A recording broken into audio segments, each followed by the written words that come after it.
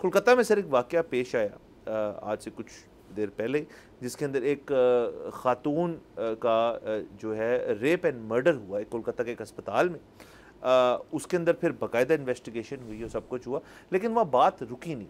उस शख्स जो है उसकी निशानदेही भी होगी, सीसीटीवी कैमरा की फुटेज और बाकायदा देखा गया कि जियो मैपिंग के थ्रू कि कौन सा शख्स उस वक्त उस अस्पताल में मौजूद था। उन खातून की शिफ्ट थी, इनकी शिफ्टें भी सर बड़ी लंबी लंबी होती, 36-36 घंटे की शिफ्ट होती है। और उसके अंदर बाद में जो मैं जब इसको फॉलो कर रहा था, आज तो मुझे बाकायदा बात कर रहे हैं, तो बहुत सारे तब ये अपने अरूज पे नहीं था ये जो प्रोटेस्ट है।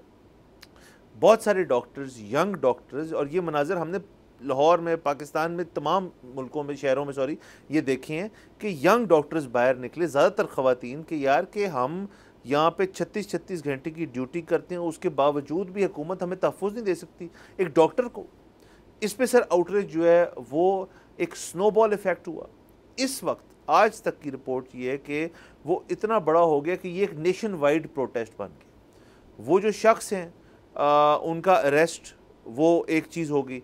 उसके अलावा आप ये देखें कि जिस अस्पताल में ये वाक़या पेश आया, वहाँ पे एक अटैक हुआ, 19 बंदा वहाँ अरेस्ट हुआ। Unidentified man attacked that hospital, और ये प्रेशर टैक्टिक तक क्या था, इन्वेस्टिगेशन जारी है। बट सर ये एक नेशन वाइड प्रोटेस्ट है, इसके अंदर तमाम हिंदुस्तानी डॉक्टर जो हैं सारे वो मौजूद हैं। एक नॉन इमरजेंसी सर्विसेज की स्ट्राइक अभी चल रही है वहाँ पे, और वो डिमांड कर रहे हैं अल्टीमेट रिफॉर्म कि आप हमें तहफ़्फ़ुज़ दें ताकि हम लोगों को तहफ़्फ़ुज़ दें। तो ये सर वही स्टेटमेंट्स और वही बातें हैं जो हमें अपने मुल्क में भी होती है। तो हमने सोचा फिर आप इस चीज़ को आज अपने शो पे लाजमी डिस्कस करें। बिल्कुल सर, बहुत ज़्यादा तशवीशनाक बात है, और ये ना एक और तरफ भी इसमें नज़र जानी चाहिए, और वो ये है कि इंडिया जो है वो बार बार बात करता है कि वो कितनी तरक्की कर रहा है, और इसमें कोई शक नहीं है कि वो उनके अगर आप नंबर्स देखें तो वो बहुत अच्छे हो गए हैं। लेकिन वहाँ पर एक बहुत बड़ा मसला है जिसको वो लोग एड्रेस नहीं कर रहे, और वो है trickle down effect of the economy.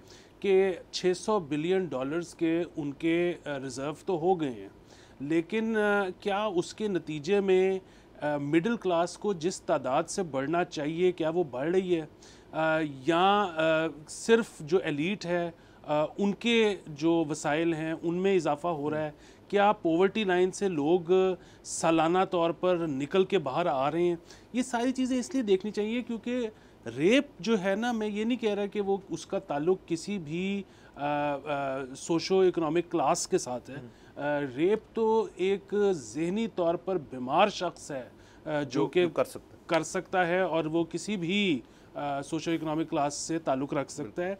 लेकिन बात ये है कि बात सिर्फ रेप तक ख़त्म नहीं हुई। आपने कहा कि उसके बाद अटैक भी हुआ, हाँ, कुछ दिन बाद। नंबर एक चीज़। नंबर दो चीज़ ये कि इस तरह की ख़बरें मतलब अगेन इंडिया से आती रहती हैं, और ये वो चीज़ है कि जो हम भी बहुत फेस करते हैं। बुनियादी बात ये है कि तरक्की याफ्ता ममालिक में भी रेप होते हैं, लेकिन वहाँ पर हमें इतने ज़्यादा इंसिडेंट्स नहीं सुनाई देते। सब्सक्राइब करें और बेल दबाएं ताकि कोई खबर रह न जाए।